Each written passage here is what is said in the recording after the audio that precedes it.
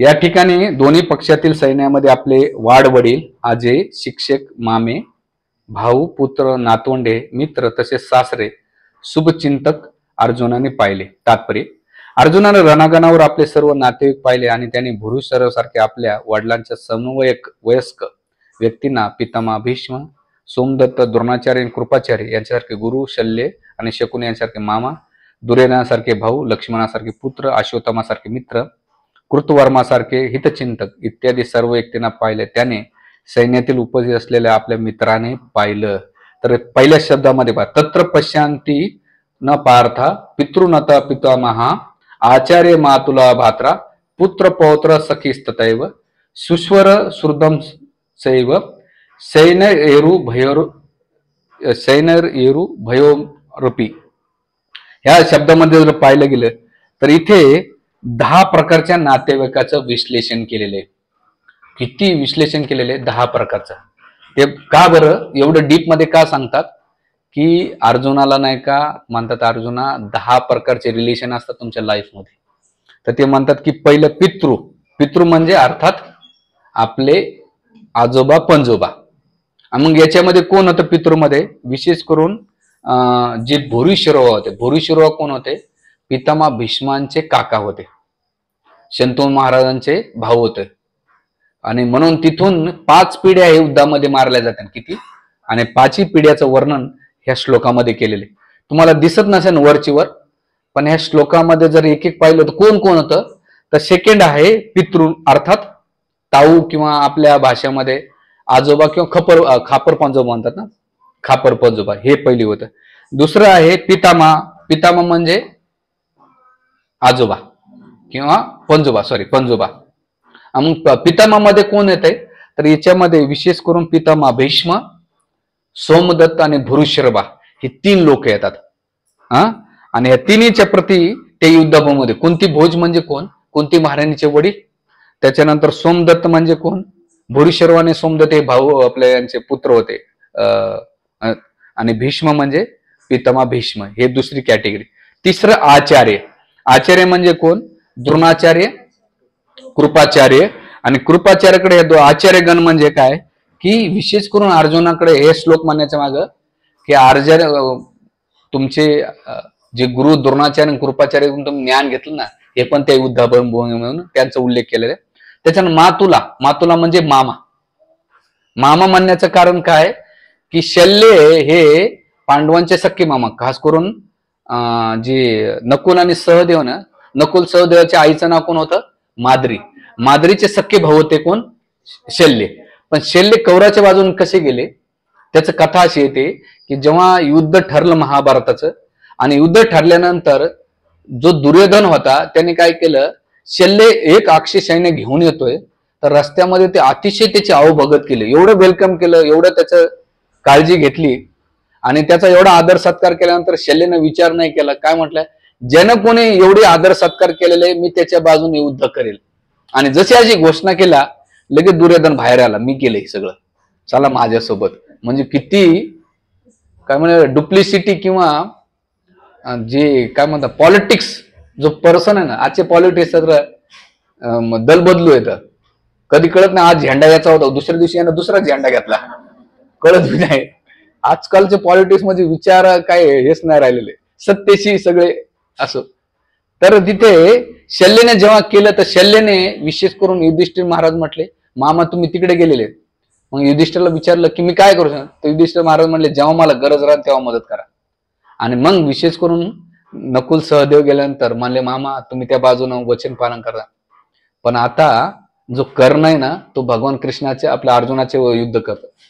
तर सगळ्यात जास्त काम जर कोण केलं तर शल्यनं. काय केलं? कर्णाला एवढं डिस्करेज केलं, एवढं क्रिटिसिझम केलेलं आहे की तू युद्ध जिंकू शकत नाही.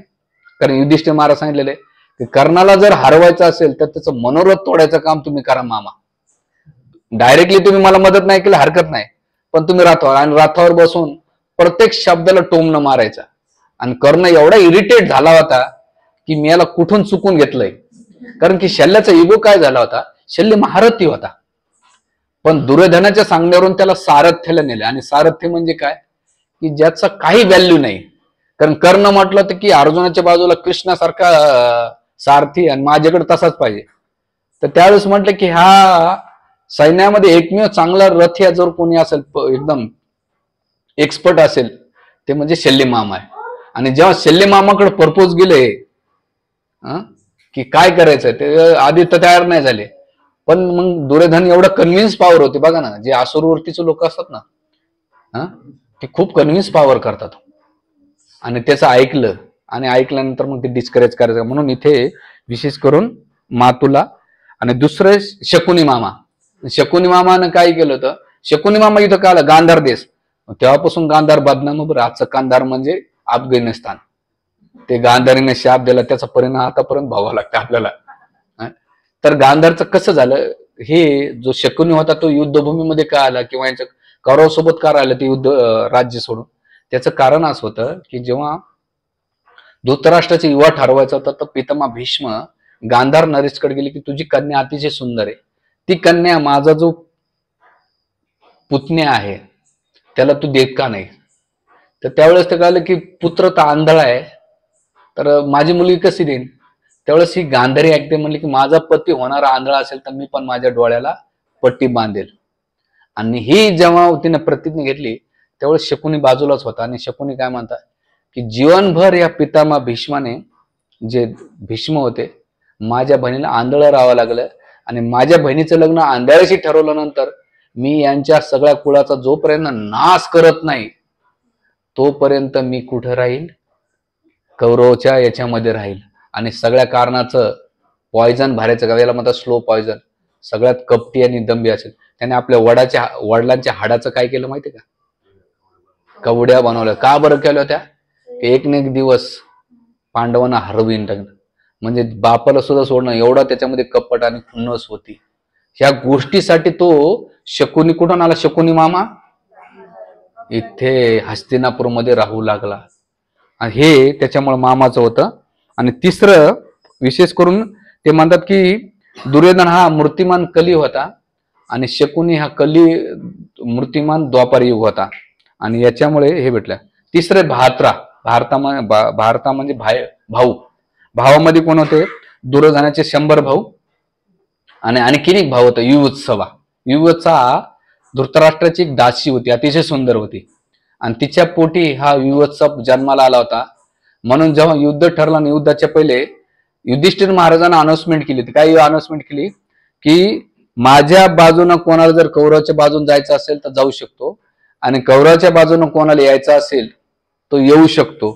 तर त्या सैनिकामधून, त्या युद्धभूमीमधून एकमेव व्यक्ती जर बाहेर पडला असेल तो युवत्सव पडला आणि सगळेजण मारले गेले आणि युवत्सव वाचला. आणि तोच युवत्सव पुढे कौरवांचं काय केलं, त्यानं पिंडदान, तर्पणदान केलं आणि बाकीच्या ज्या अंत्येष्टी संस्कार होते आणि ज्या काही विधी होत्या ते युवत्सवानं केलं, असं महाभारतामध्ये याचं डिटेल्स वर्णन येते.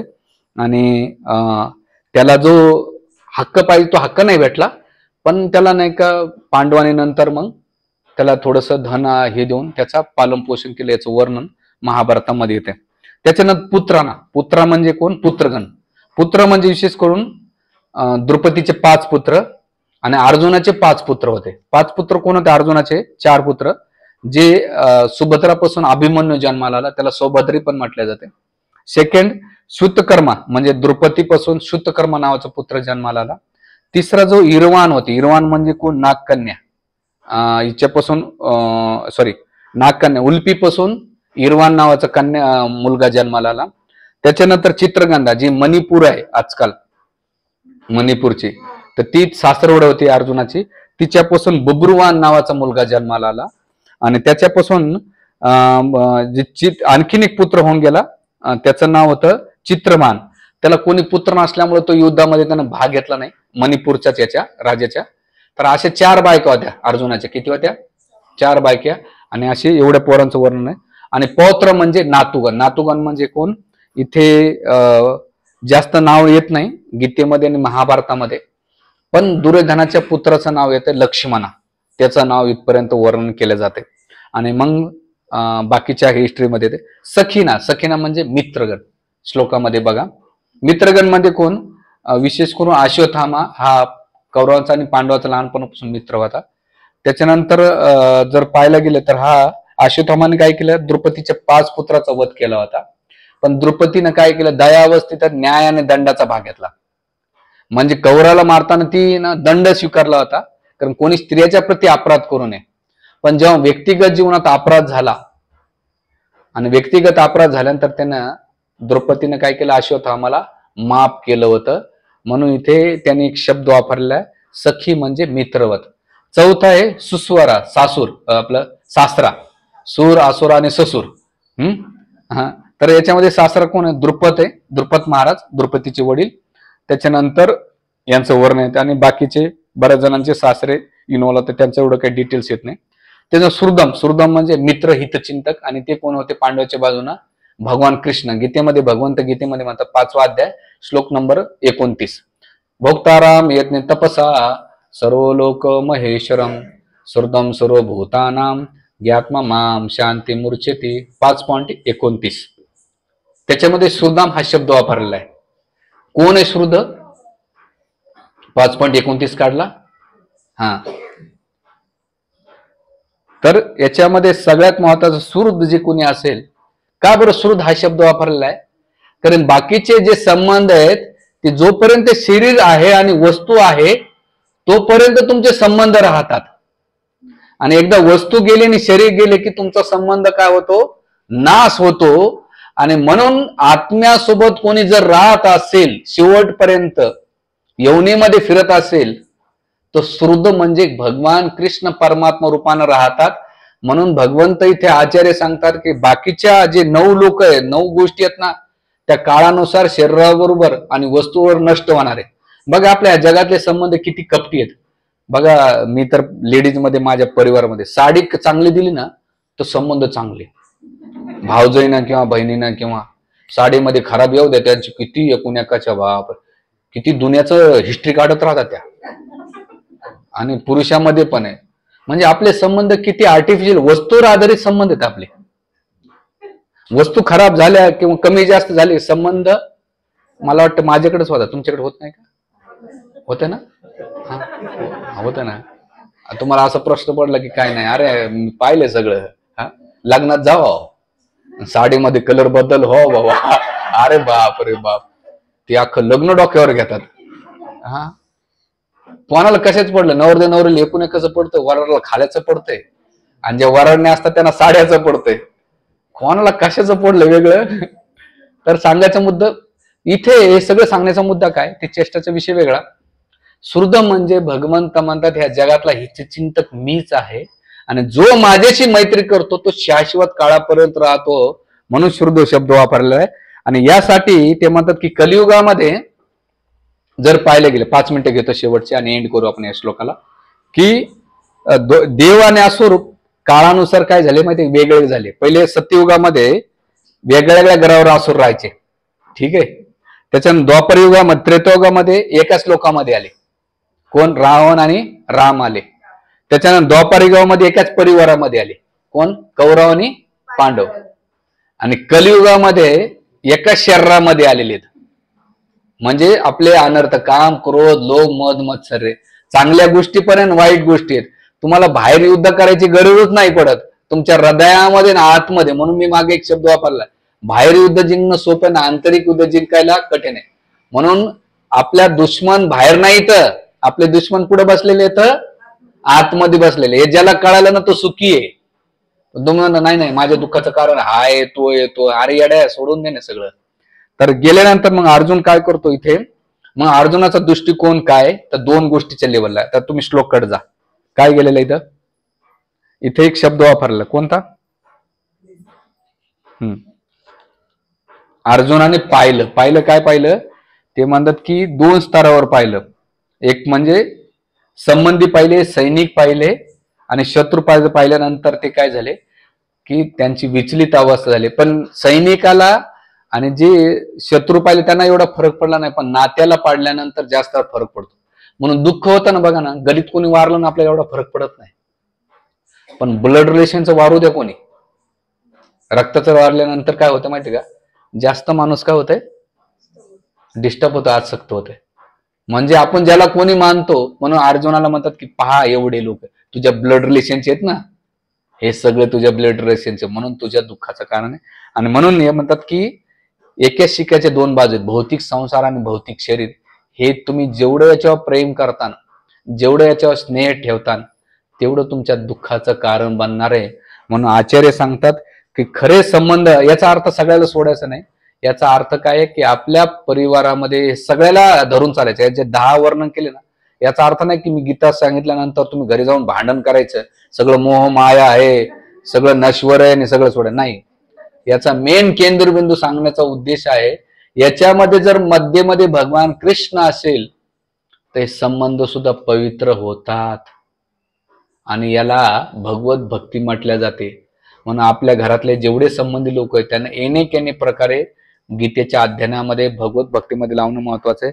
आणि आपल्या जीवनाचा जो मध्य केंद्रबिंदू ठेवतात, जसं तुम्ही शेवटचं उदाहरण वलय तुम्ही बघितलं कधी नदीच्या तलावाच्या काठे, तुम्ही सगळे जर दगड फेकत गेले ना, तुमचं वर प्रत्येकाचं वलय काय होईल, एक तर होणार, निर्माण झालं तर एकूण एकाला आदळेल.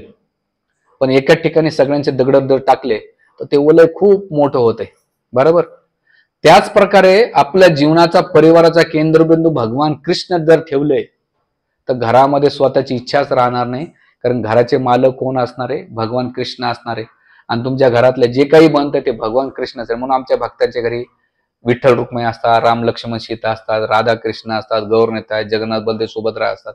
कारण ते घरामध्ये जे काही बनवतात भगवंताला बघ. तुम्हाला विश्वास येणार नाही, काही भक्त असेल महिन्याचा हिशेब भगवंतासमोर सांगतात, आम्ही नोकर आहेत भगवंता, तुम्ही ह्या घराचे मालक आहेत, महिन्याला एवढा खर्च झालेला, एवढे पैसे बाकी आहेत आणि एवढा इथं खर्च करायचा आहे आणि हे तुमचा हिशेब आहे तुमच्या समोर ठेवलेला आहे. आपल्या मंदिरात तुम्ही कधी यायला आलात तर महिन्याचा 31 तारखेला व 30 तारखेला पहाटे मंगल आरती झाल्यानंतर भगवंताला रिपोर्ट वाचून दाखवला जातो, कारण त्या मंदिराचे, कारण ते मालक आहेत, किती खर्च काय करायचं. आणि तेच बोल, मी नाशिकला बी एक भक्ताच्या घरी गेलो होतो आणि मुंबईला तर बरेच भक्त आहेत, खूप एज्युकेटेड आहे, ते दर महिन्याचा हिशेब आणि घरातल्या प्रत्येक गोष्टी भगवंतासमोर शेअर करतात. कारण त्यांना तुम्ही तुमच्या लाईफचं पर्सनल व्यक्ती माटलेलं आहे.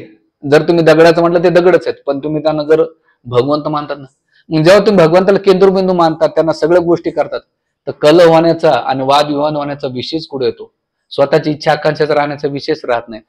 म्हणून ह्या श्लोकाच्या माध्यमातून आपण आपल्या जीवनाचा केंद्रबिंदू काय ठेवला पाहिजे, भगवंत.